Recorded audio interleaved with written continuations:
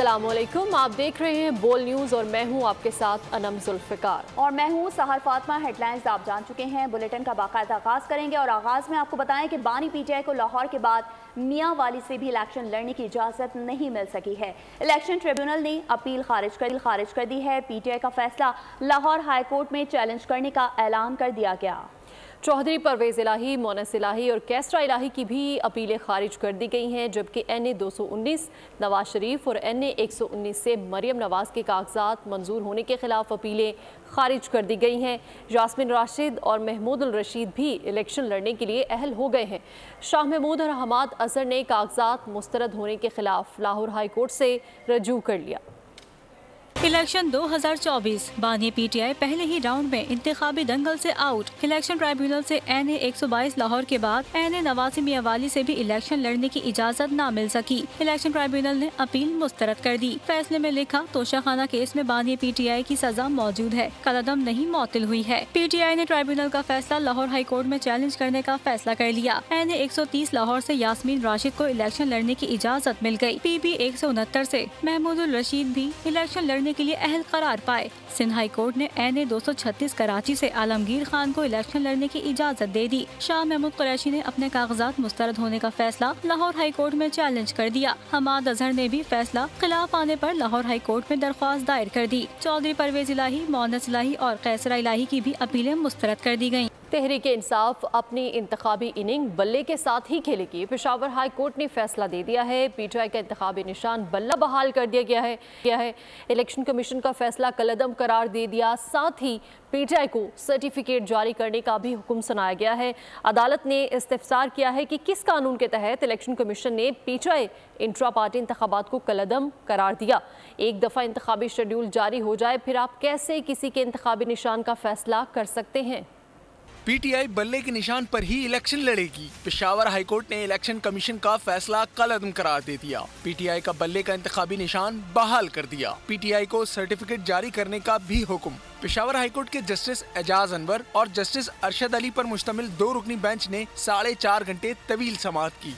Election commission के वकील सिकंदर बशीर और पीटीआई की जानिब से बैरिस्टर अली जफर समेत दीगर फरीकैन के वकला अदालत में पेश हुए। अदालत ने इलेक्शन कमीशन के वकील से इस्तफसार किया किस कानून के तहत इलेक्शन कमीशन ने पीटीआई इंटर पार्टी इंतखाबात को कलअदम करार दिया और इंतखाबी निशान बल्ला वापस लिया। एक दफा इंतखाबी शेड्यूल जारी हो जाए फिर आप कैसे किसी के इंतखाबी निशान का फैसला कर सकते हैं। क्या कोई पार्टी बगैर इंतखाबी निशान के इंतखाबात में हिस्सा ले सकती है? इलेक्शन कमीशन के वकील ने अदालत को बताया, इंतखाबी निशान देना इलेक्शन कमीशन का इख्तियार है जो शेड्यूल जारी होने पर मज़कूरा तारीख पर पार्टी को दिया जाता है। इलेक्शन एक्ट सेक्शन 209 के तहत इंटर पार्टी इंतखाबात फॉर्म 65 को सिर्फ देखना ही नहीं, इससे मुतमईन होना इलेक्शन कमीशन का काम है। दूसरी जानिब इलेक्शन कमीशन ने पेशावर हाईकोर्ट के फैसले पर सुप्रीम कोर्ट से रुजू करने का इंदिया भी दे दिया। बल्ला सिर्फ इंतखाबी निशान नहीं, 25 करोड़ अवाम की उमंगों का तर्जुमान है। चेयरमैन पीटीआई बैरिस्टर गौहर अली खान की मीडिया से गुफ्तगू। कहा, बानी पीटीआई से मुशावरत हो गई है, कल टिकट्स का ऐलान करेंगे। बैरिस्टर अली जफर का कहना था कि अब इलेक्शन कमीशन ने सर्टिफिकेट जारी नहीं किया तो तौहीन अदालत की कार्रवाई करेंगे। पीटीआई को अब इलेक्शन जीतने से कोई नहीं रोक सकता। ये सिर्फ बल्ले का निशान पीटीआई के लिए एक निशान नहीं है, ये पाकिस्तानी कौम की उमंगों की तर्जुमानी करने वाला निशान है। दुनिया के सारे कवानीन में और आईन में, दस्तूरों में कोई ऐसी गुंजाइश नहीं है कि किसी पॉलिटिकल पार्टी से इलेक्शन कमीशन उसका निशान ले ले। आज खान साहब से मुलाकात हुई है, मुलाकात कोर्ट में हुई है, कुछ कंसल्टेशन टिकटों पे हो चुकी है और इंशाल्लाह टिकटों से रिलेटेड कंसल्टेशन कल मुकम्मल हो जाएगी और इंशाल्लाह ताला कल शाम को हम टिकटों का अनाउंस करेंगे। अब बहुत हो गया, अभी अगर उन्होंने इलेक्शन सिंबल ना डाला तो वो एक कंटेम्प्ट होगी और अब फिर अदालतें भी बर्दाश्त नहीं करेंगी। पेशावर हाई कोर्ट ने अपनी इंसाफ और कानून के मुताबिक फैसले करने की रवायत को आज कायम करते हुए अनाउंस कर दिया है। आप ये देखें कि इसके बाद पीटीआई को ये इलेक्शन जीतने से कोई नहीं रोक सकेगा। चंद वुकला ने पीटीआई पर कब्जा किया हुआ है। ये इलेक्शन कमीशन को एक डाकखाना समझ रहे हैं। अकबर एस बाबर की गुफ्तगू, उन्होंने कहा कि अदालतों को इलेक्शन कमीशन के मामलात में मुदाखलत नहीं करनी चाहिए। इंसाफ ना मिला तो सुप्रीम कोर्ट से रुजू करेंगे। पीटीआई मुल्क में इंतशार चाहती है। पीटीआई जैसी जमातों का रास्ता रोकना चाहिए। ताज़ा तरीन ग्रुप है जिसने पाकिस्तान तहरीक इंसाफ पे कब्जा किया हुआ है। ये चंद वुकला का ग्रुप जिन्होंने टिकटें बांटनी शुरू कर दी हैं। ये जो वोट बैंक है, इसको कोई एक ग्रुप आके कब्जा करके अपने लिए कैश कराने के चक्कर में है। अगर इलेक्शन कमीशन ऑफ पाकिस्तान महज एक डाक खाना है तो फिर हमारे टैक्सों के करोड़ों रुपए उस इदारे पे क्यों खर्च किए जाते हैं? हमारी अदालतों को ये बात सामने रखनी चाहिए कि जिस अंदाज में वो इलेक्शन कमीशन के इख्तियारात में मुदाखलत कर रहे हैं, इससे एक आईनी इदारा कमज़ोर हो रहा है। 3.5 साल पाकिस्तान तहरीक इंसाफ की हुकूमत थी। उस दौर में जो जुल्म हुआ, उस दौर में जो फिरौनियत का दौर था, याद रखिए कि जालिम जब जुल्म करता है तो बराबर का जुल्म का हकदार। नून लीग हर इलेक्शन में भागती है। इस बार पाकिस्तान पीपल्स पार्टी भागने नहीं देगी। बिलावल भुट्टो की तख्ते लाहौर को ललकार, कहा नून लीग चाहे या ना चाहे इलेक्शन तो 8 फरवरी को ही होंगे। दावा किया कि पाकिस्तान पीपल्स पार्टी मरकज समेत पंजाब में भी हुकूमत बनाएगी। हम डरने वाले नहीं हैं। सुना था लाहौर में मुस्लिम लीग नून और पीटीआई का राज है। हम इलेक्शन के लिए मैदान में उतर चुके हैं, कोई और नजर ही नहीं आ रहा। उन्होंने आवाम के लिए 300 यूनिट बिजली फ्री, जबकि किसान और सेहत कार्ड का भी ऐलान किया। से चाहे वो बाय इलेक्शन हो, चाहे वो सूबाई इलेक्शंस हो, हर इलेक्शन से नून लीग की अब ये आदत बन चुकी है कि वो इलेक्शन से भागते हैं। लाहौर के आवाम से ये वादा चाहता हूं कि आपने इन नून लीग वालों को भागने नहीं देना। इनको हम कोई रास्ता नहीं देंगे। अब फरवरी 8 का ऐलान हुआ है, इलेक्शंस होने पड़ेंगे। नून लीग चाहे या ना चाहे, फरवरी 8 पे इलेक्शन होगा। NA 127 में आप मुझे बताएं कि पीटीआई वाले नजर आ रहे हैं तो पाकिस्तान पीपल्स पार्टी वो वाहिद जमात है जो लाहौर में भी इलेक्शंस के लिए तैयार है। मैं इंशाअल्लाह ताला 300 यूनिट मुफ्त बिजली आपको दिलवाऊंगा। आप पाकिस्तान के किसानों को बताएं कि हम बेनजीर किसान कार्ड लेकर आएंगे। शुमाली वज़ीरिस्तान में खैबर पख्तूनख्वा असम्बली के आज़ाद उम्मीदवार मलिक कलीमुल्लाह को कत्ल कर दिया गया। बलोचिस्तान के इलाके केच में फायरिंग से नून लीग के उम्मीदवार असलम बुलीदी जख्मी हो गए। इलेक्शन से पहले अमन दुश्मनों की कार्रवाइयां। शुमाली वजीरिस्तान के गांव तिप्पी में नामालूम अफराद की फायरिंग। खैबर पख्तूनख्वा असम्बली की नशिस्त PK 104 से आजाद उम्मीदवार मलिक कलीमुल्लाह जाँ बहक हो गए। मलिक कलीमुल्लाह के साथ मौजूद 2 अफराद भी गोलियां लगने से जाँ बहक हो गए। बलोचिस्तान में नून लीग के उम्मीदवार पर कातिलाना हमला हुआ। साबिक सूबाई वजीर और सेनेटर असलम बुलीदी जख्मी हो गए। डिप्टी कमिश्नर के मुताबिक असलम बुलीदी पर तुरबत के मेन रोड पर नामालूम अफराद ने गोलियां चलाई। असलम बुलीदी NA 258 से नून लीग के उम्मीदवार हैं। निगरान वजीर आला बलूचिस्तान ने हमले की रिपोर्ट तलब कर ली। कहा मुलव्विस अनासिर को गिरफ्तार किया जाएगा। आगे बढ़े और आपको बताएं कि MKM पाकिस्तान ने कराची के हल्के NA 242 पर नून लीग से सीट एडजस्टमेंट की खबरों की तरदीद कर दी है। कन्वीनियर डॉक्टर खालिद मकबूल सिद्दीकी कहते हैं NA 242 में सीट एडजस्टमेंट के हवाले से चलने वाली खबरों में कोई सदाकत नहीं है। हल्के से senior deputy convener Syed Mustafa MKM Pakistan के उम्मीदवार हैं।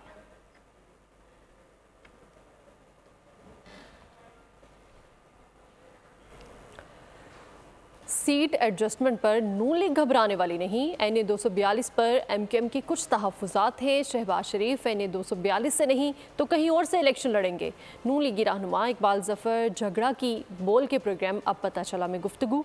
उन्होंने कहा कि मौलाना फजलुर रहमान के साथ हमारे कोई मसाइल नहीं। मुस्लिम लीग नून मानसेहरा से जल्द से शुरू करेगी। NA 242 की जो आप बात कर रहे हैं, यकीनन हम चाहते थे शहबाज शरीफ साहब को यहाँ से कंटेस्ट करने के लिए, लेकिन अब अगर उनके अपने कुछ रिजर्वेशंस हैं MKM के, तो इसका मकसद ये नहीं हुआ कि हम बिल्कुल ही हैंड्स डाउन हो गए हैं और हम अगर वहाँ से कोई नहीं होगा तो शहबाज शरीफ साहब को और कहीं से इलेक्शन लड़ने के लिए कोई चांस मिलेगा, ऐसी कोई बात नहीं है। जहाँ से भी इंशाल्लाह शहबाज शरीफ साहब खड़े होंगे उनको ये रिजर्वेशन नहीं है कि खुदा न खास्ता वो उससे घबराएंगे या कुछ। इंशाल्लाह we will contest the election. मौलाना साहब के साथ हमारी एडजस्टमेंट्स नहीं होंगी, हो जाएंगी definitely. I am very confident कि मौलाना साहब के साथ हमारे कोई मसाइल नहीं होंगे। हमारी तैयारियां पूरी हो चुकी हैं और जलसों का ऐलान भी हो चुका है। मानसेरा से स्टार्ट ले रहे हैं और मानसेरा के जलसे के बाद दूसरे प्रोग्राम भी आ रहे हैं। और NA 121 लाहौर का टिकट शेख रोहेल असगर को मिलेगा या अयाज सादिक को? नून लीग की क़यादत से मुज़ाकरात में ताहाल कोई फैसला नहीं हो सका है। नवाज शरीफ से अयाज सादिक और शेख रोहेल असगर से मुलाकात हो गई है। नवाज शरीफ ने दोनों का मौक़िफ़ सुना। टिकटों का मामला नून लीग में फड्डा पड़ गया। अयाज सादिक बमुकाबला शेख रोहेल असगर। मामला इतना गंभीर हो गया कि कायद नून लीग ने दोनों को जाती उमरा बुला लिया, मामले को सुलझाने की कोशिश की। मुलाकात में शहबाज शरीफ, मरियम नवाज, इसहाक डार, ख्वाजा साद रफीक भी मौजूद थे। नवाज शरीफ ने दोनों का मौक़िफ़ सुना। ज़राए का कहना है नवाज शरीफ ने पार्टी रहनुमाओं के आपस के गिले शिकवे दूर करवा दिए हैं। अयाज सादिक और रोहेल असगर के दरमियान गिले शिकवे दूर करवाने में ख्वाजा साद रफीक का किरदार अहम रहा। नवाज शरीफ का कहना था किसी भी रहनुमा को नाराज नहीं किया जाएगा, पार्टी के लिए सबकी कुर्बानी है, मौका सबको देंगे। शेख रोहेल असगर का कायद से मुलाकात के बाद कहना था अयाज सादिक से कोई लड़ाई नहीं। NA 121 में टिकट का फैसला मियां नवाज शरीफ करेंगे। मियां नवाज शरीफ मेरे और पार्टी के कायद हैं। NA 51 मरी पीपल्स पार्टी का वर्कर्स कन्वेंशन बदनज़मी का शिकार है। टिकट की तकसीम पर दो धड़े आमने सामने आ गए हैं। आपको बता रहे हैं कि NA 51 मरी पीपल्स पार्टी का वर्कर्स कन्वेंशन बदनज़मी का शिकार हो चुका है। टिकट की तकसीम पर दो धड़े आमने सामने आ गए हैं। Welcome back. खबरों के सिलसिले को आगे बढ़ाएं और अभी आपको बताएं कि MKM रहनुमा मुस्तफ़ा कमाल कहते हैं ये वाहिद इलेक्शन है जो जमात ज़्यादा फेवरेट है वो ज़्यादा परेशान है। एजाजुल हक के साथ ये बात हुई कि इलेक्शन के बाद शहरियों को रिलीफ कैसे देना है। एजाजुल हक ने कहा कि आने वाले इलेक्शन मुल्क के लिए अहम तरीन होंगे। तमाम जमातों को मिलकर एक नेशनल चार्टर बनाने की ज़रूरत है।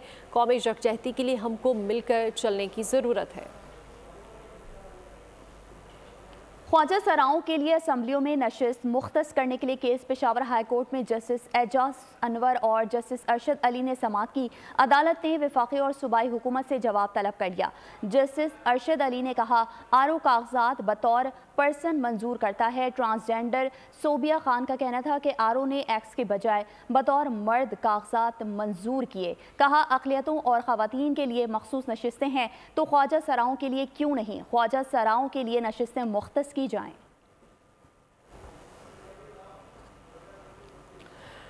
सुप्रीम कोर्ट के जस्टिस मुज़ाहिर नकवी ने इस्तीफ़ा दे दिया और लिखा कि ओहदे पर काम जारी रखना नामुमकिन है। जस्टिस मुज़ाहिर नकवी के खिलाफ सुप्रीम जुडिशल कमीशन में शिकायत ज़ेर समाअत है। गुज़श्ता रोज़ सुप्रीम कोर्ट ने सुप्रीम जुडिशल काउंसिल की कार्रवाई रोकने की इस्तदा मुस्तरद कर दी थी। जस्टिस मुज़ाहिर नकवी का इस्तीफ़ा ऐवान सदर को मौसूल हो गया। सुप्रीम कोर्ट के जज जस्टिस मुज़ाहिर नकवी मुस्ताफ़ी, इस्तीफ़ा सदर आरिफ अलवी को भिजवा दिया। कहा ओहदे पर काम जारी रखना मुमकिन नहीं। अपने ऊपर लगने वाले इल्ज़ामात की तरदीद करते हुए जस्टिस मुज़ाहिर नकवी बोले सुप्रीम जुडिशल काउंसिल जज के खिलाफ मालूमात ले सकती है लेकिन जज के खिलाफ किसी की शिकायत पर कार्रवाई नहीं कर सकती।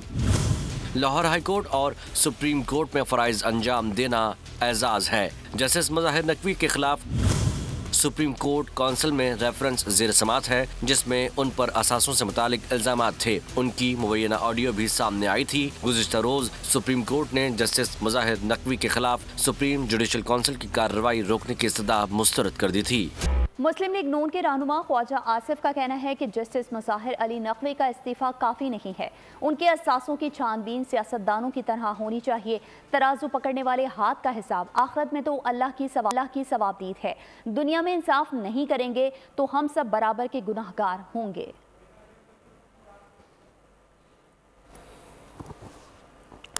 साबिक सदर परवेज मुशर्रफ की संगीन गद्दारी केस में अपील खारिज कर दी गई है। सुप्रीम कोर्ट ने फैसला सुना दिया और सजाए मौत देने का खुसूसी अदालत का फैसला बरकरार रखा।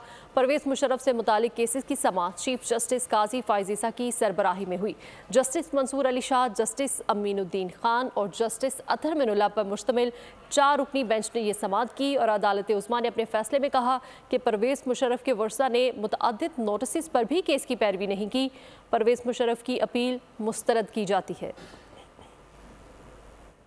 सुप्रीम कोर्ट से ही आपको खबर देंगे, जहां सिविलियंस का फौजी अदालतों में ट्रायल कलअदम करने का तफसीली फैसला जारी कर दिया। 125 सफ़हात पर फैसला बेंच के रुकन जस्टिस मुनीब अख्तर ने तहरीर किया। मुख्तसर हुक्मनामे में सुप्रीम कोर्ट ने सिविलियन का फौजी अदालतों में ट्रायल रोकते हुए उनके मुकदमात आम अदालतों में भेजने का हुक्म दे दिया था। जस्टिस याहिया आफरीदी और जस्टिस आयशा मलिक के इजाफी नोट भी जारी किए गए। कुछ लोग लापता अफराद के नाम पर रियासत के खिलाफ मुहिम चला रहे हैं। मिसिंग पर्सन से मुतालिक प्रोपेगेंडा नाकाम हो चुका। बलूचिस्तान के निगरान वज़ीर इत्तलात जान अचकज़ई की न्यूज़ कॉन्फ्रेंस, उन्होंने कहा कि लापता अफराद से मुतालिक सुप्रीम कोर्ट में रिपोर्ट जमा करा दी है, अब प्रोपेगेंडा की दुकानें बंद हो जाएं। जो मिसिंग पर्सन के हवाले से जो प्रोपेगेंडा था, वावेला मचाया गया था, कल सुप्रीम कोर्ट में जो रिपोर्ट पेश हुई है उसने वो तमाम प्रोपेगेंडे को इश्कारा किया है और ये एक अब मिथ साबित हो गया है कि मिसिंग पर्सन के नाम पे सियासत, इलेक्शन कैंपेन और लॉबिंग और बाकी दुनिया में पाकिस्तान को हरस करना और बदनाम करने के लिए एक मुनज़्ज़म टूल के तौर पर इस्तेमाल किया जाता था। अब आप इस नंबर को कंपेयर करें बाकी ममालिक के साथ। अमेरिका में आज के डेट में तकरीबन 5 लाख लोग मिसिंग हैं। यूके में 1,70,000 लोग मिसिंग हैं। इसी तरह इंडिया में तकरीबन 3.5 लाख लोग मिसिंग हैं और पूरे पाकिस्तान में सिर्फ 820 लोग जो है वो मिसिंग बताए गए हैं। तो उधर 9 मई के मुकदमात में बानी पीटीआई से तफ्तीश हुई। 12 रुकनी टीम ने अडियाला जेल में 2.5 घंटे तक बानी पीटीआई से पूछगछ की। इंसदाद दहशतगर्दी अदालत ने पुलिस को बानी पीटीआई से 2 रोज़ा तफ्तीश की इजाज़त दे रखी है। अडियाला जेल में बानी पीटीआई से 9 मई के 12 मुकदमात की तफ्तीश। रावलपिंडी पुलिस के 12 थानों के तफ्तीशी अफसरान की अडियाला जेल आमद। तफ्तीशी अफसरान ने 2.5 घंटे तक बानी पीटीआई से अलग अलग पूछगछ की। अफसरान ने 12 मुकदमात में बयानात कलम बंद किए। तफ्तीशी टीम की सरबराही SP रावल फैसल सलीम कर रहे हैं। इंसदाद दहशतगर्दी अदालत ने पुलिस को 2 रोज़ा तफ्तीश की इजाज़त दे रखी है। बानी पीटीआई का सानिया 9 मई के 12 केसेस में 2 दिन का जिस्मानी रिमांड मंजूर किया गया था। मुकदमे की मजीद समाअत 11 जनवरी को सुबह 10 बजे दोबारा अडियाला जेल में होगी। और अभी आपको खबर देंगे, लकी मरवत में सिक्योरिटी फोर्सेज और दहशतगर्दों में झड़प हुई है। ISPR के मुताबिक फायरिंग के तबादले में दो दहशतगर्द मारे गए हैं। हलाक दहशतगर्द आफ्ताब उर्फ मलंग और मसूद शाह सिक्योरिटी फोर्सेज पर हमलों और शहरियों के कत्ल में मुलव्वस थे। पाक फौज के 2 जवान भी बहादुरी से लड़ते हुए शहीद हो चुके हैं। शहीद होने वालों में सिपाही मोहम्मद अफजल और सिपाही अबरार हुसैन शामिल हैं। इसी हवाले से मजीद तफसीलात जान लेते हैं। हमारे साथ मौजूद हैं नुमाइंदा खुसूसी बोल न्यूज़ सलमान अवान। लकी मरवत में सिक्योरिटी फोर्सेज और दहशतगर्दों में झड़प हुई है, मजीद क्या अपडेट्स आपके पास? जी बिल्कुल, झड़प हुई है। लकी मरवत में फायरिंग के दौरान दहशतगर्द भी मारे गए हैं, जिसमें अहम दहशतगर्द आफ्ताब और मलंग और मसूद शाह जो कि उसका साथी था वो शामिल है। इन दोनों को जहन्नुम वासिल कर दिया गया और जैसा कि आपने भी बताया कि ये दोनों दहशतगर्द जो हैं अपने इस इलाके के अंदर न सिर्फ सिक्योरिटी फोर्सेज पर हमलों में मुलविस थे, बल्कि जो आम शहरी हैं वो भी इनकी मजालिम का निशाना बनते थे, जिसमें टारगेट किलिंग भी शामिल है, बत्ताखोरी भी शामिल है। दोनों जानिब से शदीद फायरिंग का तबादला हुआ, जिसमें ये दहशतगर्द मारे गए। इसके अलावा 2 सिपाही भी आज दहशतगर्दों के खिलाफ लड़ते हुए शहीद हुए, जिनके अंदर सिपाही मोहम्मद अफजल शामिल है, जिनकी उम्र 29 बरस थी और उनका ताल्लुक भिम्बर आज़ाद कश्मीर से था। इसके अलावा सिपाही अबरार हुसैन ने भी बड़ी बेजिगरी से दहशतगर्दों के खिलाफ लड़ते हुए जाम शहादत नोश किया है। उनकी उम्र 27 बरस थी और उनका ताल्लुक जिला मानसेरा से था। और इसके अलावा ISPR ने भी बताया कि इस इलाके के अंदर एक सैनिटाइजेशन ऑपरेशन जो है वो किया जा रहा है, जिसका बुनियादी तौर पर मकसद ये है कि दहशतगर्दों के साथी सहूलतकार अगर इस इलाके के अंदर मौजूद हो तो उनका बिल्कुल। पाक फौज के 2 जवान भी बहादुरी से लड़ते हुए शहीद हो गए हैं। सलमान अवान हमारे साथ मौजूद थे, बहुत शुक्रिया। और अभी अफसोसनाक खबर शामिल करेंगे लकी मरवत से, जिसके इलाके तख्ती खेल में कत्ल की लर्जा खेल वारदात हुई। तख्ती खेल में नामालूम मुल्ज़िमान ने 11 अफराद को मार डाला। जाँ बहक अफराद में 2 भाई, उनकी बीवियां और बच्चे शामिल हैं। साथ वाले घर से भी लाश मिली है। पुलिस के मुताबिक मक़तूलीन को नशा आवर खाना खिलाने के बाद कत्ल किया गया। लकी मरवत में खून की होली, 11 अफराद का बहीमाना कत्ल। अंदोहनाक वाकया तख्ती खेल में पेश आया, जहां नामालूम मुल्जिमान ने घर में घुसकर एक ही खानदान के 10 अफराद को मौत के घाट उतार दिया। साथ वाले घर से भी लाश मिली। लाशें 4 रोज पुरानी थीं। DPO तारिक हबीब का कहना है कि इब्तिदाई तहकीकात से मालूम होता है कि हमला आवर मेहमान बनकर आया। मक़तूलीन को नशा आवर खाना खिलाने के बाद कत्ल किया गया। इसलिए कि वहाँ पे जो हालात थे, जो जितने हालात हमने देखे, ये उनके साथ कमरे में सोया था और कमरे से उठ के एक घर में ये कार्रवाई की है और फिर सीढ़ी लगा के दूसरे। तो घर में जो सो के ये काम करता है, जो उनके साथ खाना लेके आए हैं, वो कहता है मेरे ख्याल से वो अपना ही बंदा हो सकता है। डिप्टी कमिश्नर रहमत अली खान ने कहा कि मुल्जिमान को सख्त से सख्त सजा दी जाएगी। औरतें, मर्द हैं और बड़ी बेदर्दी से उनको कत्ल किया गया है और कानून की कड़ी सजा इंशाल्लाह इनको जिसमें इन्वॉल्व होंगे उसके खिलाफ होगी। जाँ बहक अफराद में 2 भाई, उनकी बीवियां और बच्चे शामिल हैं। वाक़े की तहकीकात जारी हैं। उधर कंदकोट में गैस लीकेज से इलेक्शन कमीशन के 4 मुलाजमीन जाँ बहक। वाक़या जिला council hall election commission office में पेश आया है। तमाम मुलाजमीन कमरों में सो रहे थे। जाँ बहक मुलाजमीन में officer Mushtaq Ahmad Maqsi, data operator Ghulam Farid शामिल हैं। सब स्टेट अब्दुल रऊफ और माजिद हुसैन भी मरने वालों में शामिल हैं। रुख करेंगे फैसलाबाद का, जहां सदर के इलाके में पुलिस मुकाबले में 3 मुल्जिमान के हलाकत का मुकदमा दर्ज कर लिया गया है। मुकदमा SHO की मुद्दत में कत्ल, इक़दाम कत्ल और दीगर दिफात के तहत दर्ज किया गया। मुकदमे में मुल्जिमान वक़ार, शहबाज, इखलाक नामजद किए गए हैं। मुल्जिमान को असलहे की बरामदगी के लिए ले जाया जा रहा था कि साथियों ने फायरिंग कर दी। वाक़या बुध की सुबह पेश आया। फायरिंग में डकैती के 3 मुल्जिमान हलाक हुए थे। स्पीड कोच ने मोटरसाइकिलों को कुचल डाला। जोरदार टक्कर के नतीजे में मोटरसाइकिल सवार 4 अफराद जाँ बहक हो गए हैं। SP खुर्शीद अहमद के मुताबिक जाँ बहक होने वालों में 1 औरत, 1 बच्चा और 2 मर्द शामिल है। मुसाफिर कोच कराची जा रही थी और 2 मोटरसाइकिल सवार कराची से उमाड़ा जा रहे थे। नशेइयों और जख्मियों का रसमलान 1122 सेंटर मुंतकिल कर दिया गया है। और इंतखाबात करीब आते ही मोदी सरकार की सस्ती शोहरत के हथकंडों में इजाफा हो गया। पाक फिजाइये के ऑपरेशन स्विफ्ट रिटार्ड को भोंडे तरीके से मोदी की कामयाबी करार दे दिया गया।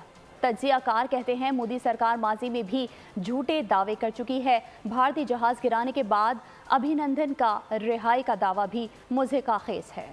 भारत में इंतखाबात करीब आते ही प्रोपेगेंडो का बाजार गर्म। मोदी सरकार को कोई नहीं शर्म। पाक फजाइया के ऑपरेशन स्विफ्ट रिटार्ड को मोदी की कामयाबी करार दे दिया। पाकिस्तान में साबिक भारतीय हाई कमिश्नर अजय बसारिया अचानक नमूदार होकर मोदी प्रोपेगेंडे का आलाकार बन गया। दावा किया अभिनंदन की गिरफ्तारी के बाद पाकिस्तान पर 9 मिसाइल दागने का फैसला कर लिया था। पाकिस्तानी वजीर आजम ने मोदी को बारहा कॉलें की, लेकिन मोदी ने जवाब न दिया। ब्रिगेडियर रिटायर्ड राशिद वली ने बोल न्यूज से गुफ्तगू में कहा कि इस वक्त भारतीय प्रोपेगेंडे का मकसद इंतखाबात में अवाम की हमदर्दियां लेना है। दुनिया सब जानती है।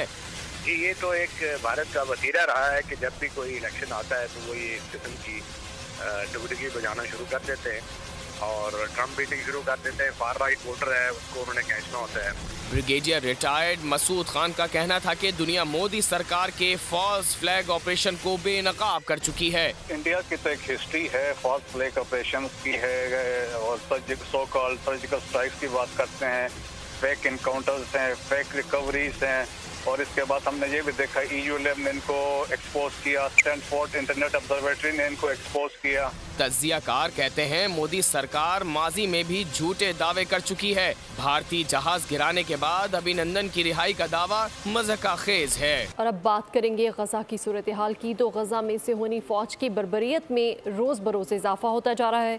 अस्पतालों को निशाने पर रख लिया गया है। ताज़ा तरीन हमलों में 40 से ज़ायद फ़लस्तीनी शहीद हो चुके हैं, मुतादिद ज़ख्मी हुए हैं। अलजवीदा अलमुकाज़ी को भी निशाना बनाया गया है।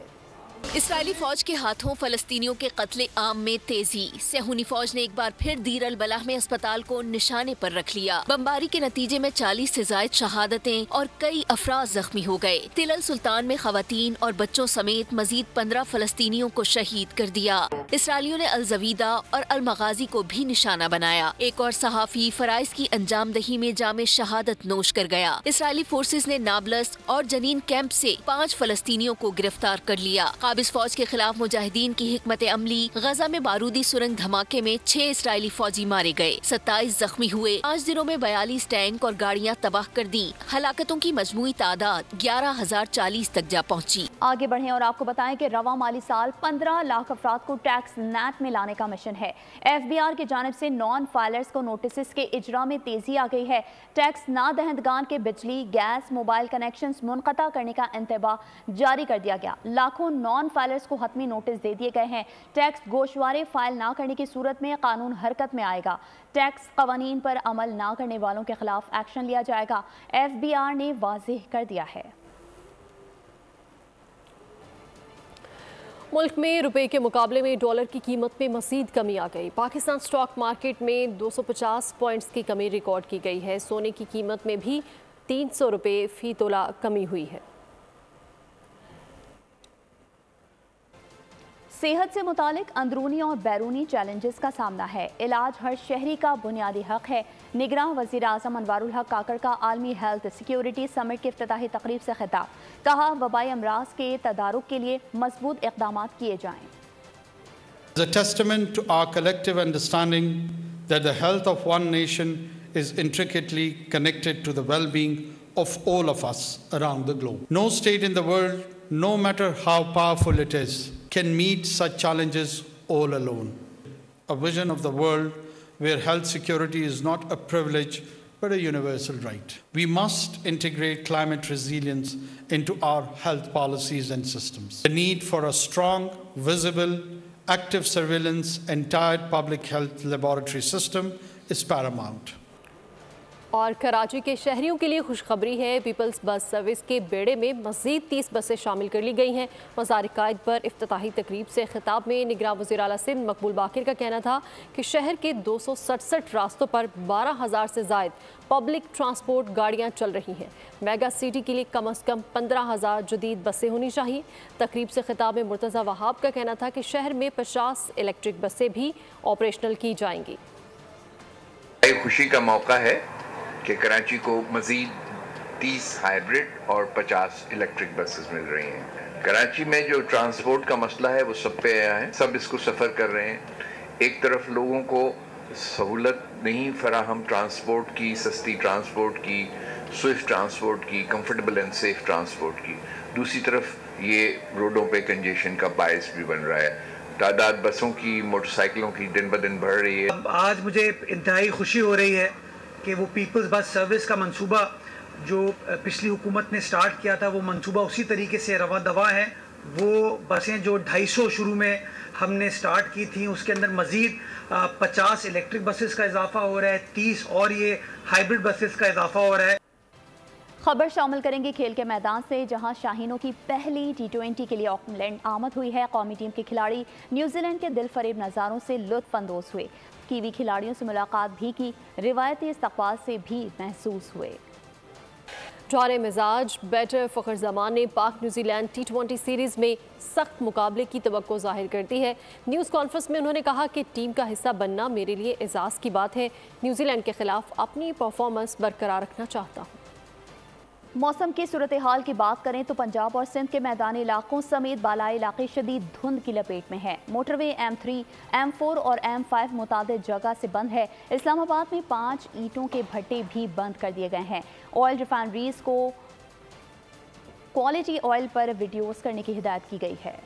मुल्क के मैदानी इलाके शदीद धुंध की लपेट में, पंजाब और सिंध के मैदानी ज्यादा मुतासर। मोटरवे मुतादिद मुकामात पर धुंध के बायस बंद करना पड़ी। तर्जुमान मोटरवे पुलिस के मुताबिक लाहौर मोटरवे M3 समंदरी से दरखाना तक, लाहौर मोटरवे M5 शेर शाह से जाहिर पीर तक और मोटरवे M4 शोरकोट से फैसलाबाद तक धुंध के बायस बंद कर दी गई। दूसरी जानिब इस्लामाबाद में एहतियाती इकदाम जारी, ईंटों के 5 भट्टे बंद, भट्टे जिग-जैग तरीके में तब्दील। वजारत मौसमियाती तब्दीली का कहना है कि ऑयल रिफाइनरीज को क्वालिटी तेल पर आना होगा। डीजल पर चलने वाली धुआं छोड़ती गाड़ियां मसला करार। दारुल हुकूमत में 10 तामीराती प्रोजेक्ट्स भी बंद कर दिए गए। महकमा मौसमियात ने आइंदा 14 घंटों में पंजाब, खैबर पख्तूनख्वा के मैदानी इलाकों समेत बालाई इलाकों में धुंध पड़ने का इंतबाह जारी कर दिया। और खतरनाक सीरियल किलर स्कूल के तलबा पर हमलावर, एक्शन और थ्रिल से भरपूर हॉलीवुड मूवी डिपार्टिंग सीनियर्स का ट्रेलर जारी। फिल्म 2 फरवरी को सिनेमा घरों की जीनत बनेगी। इसी के साथ ही न्यूज़ स्टूडियो से फिल वक्त इतना है। मज़ीद खबरों और अपडेट्स के लिए विजिट कीजिए हमारी वेबसाइट boldnews.com और देखते रहिए बोल्ड न्यूज़।